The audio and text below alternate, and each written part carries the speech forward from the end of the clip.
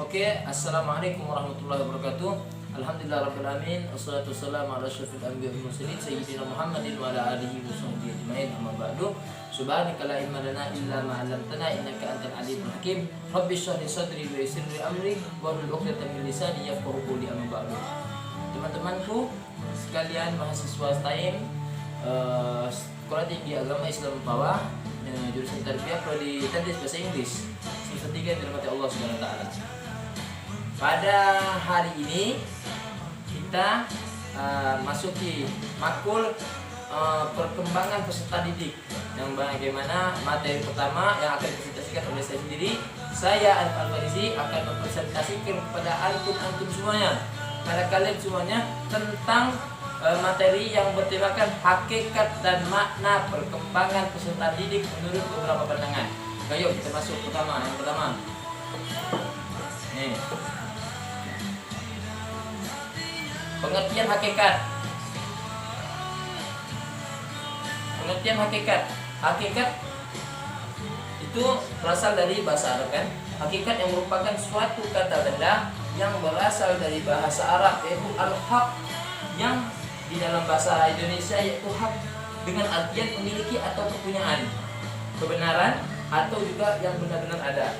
Jadi hakikat itu berasal dari kata bahasa Arab yang yaitu hak itu suatu kebenaran yang benar-benar ada dan nyata.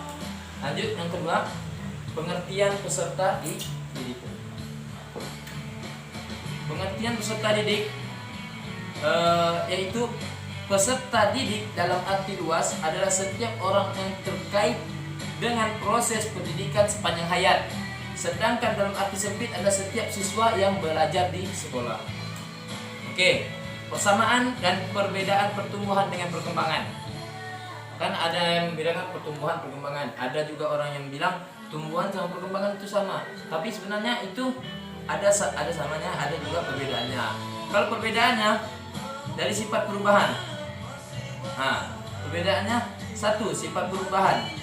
Pada pertumbuhan, perubahan bersifat kuantitatif, sedangkan pada perkembangan perubahan bersifat kualitatif fungsional. Dua, aspek yang berubah. Pada pertumbuhan yang berubah adalah aspek fisik saja, sedangkan pada perkembangan aspek yang berubah adalah aspek fisik dan psikis. Masuk berikutnya yaitu hukum perkembangan peserta. Oke, hukum Kepala-Kudal ini adalah hukum yang berlaku pada pertumbuhan fisik yang menyatakan bahwa pertumbuhan itu berasal dari kepala ke arah kaki. Jadi pertumbuhan yang pertama itu berasal dari kepala sampai ke kaki. Itu namanya hukum Kepala-Kudal. Kedua, hukum proksimodistal, yaitu hukum yang berlaku untuk pertumbuhan fisik. Dan menurut hukum ini, pertumbuhan fisik berpusat pada sumbu dan mengarah alat pencernaan lebih dahulu berfungsi daripada anggota tubuh yang ada di tepi. Hal ini yang ada di tepi. Lanjut dari perkembangan terjadi dari umum ke khusus. Jadi pada setiap aspek terjadi proses perkembangan yang dimulai dari hal-hal yang umum, kemudian secara sedikit demi sedikit meningkat ke hal-hal yang khusus, yaitu terjadi proses diferensiasi seperti yang dikemukakan oleh Werner. Anak lebih dahulu mampu menggerakkan tubuhnya sebelum ia bisa mempergunakan kedua tungkainya untuk menyangga batang tubuhnya, melangkahkan kaki dan berjalan. Yang keempat ialah perkembangan berlangsung dengan tahapan yang perkembangan. Dalam perkembangan terjadi penahapan yang terbagi-bagi ke dalam masa-masa perkembangan. Pada setiap masa perkembangan terdapat ciri-ciri perkembangan yang berbeda antara ciri-ciri yang ada pada suatu masa perkembangan dengan ciri-ciri yang ada masa perkembangan yang lain. Dan yang kelima, hukum tempo dan ritme perkembangan.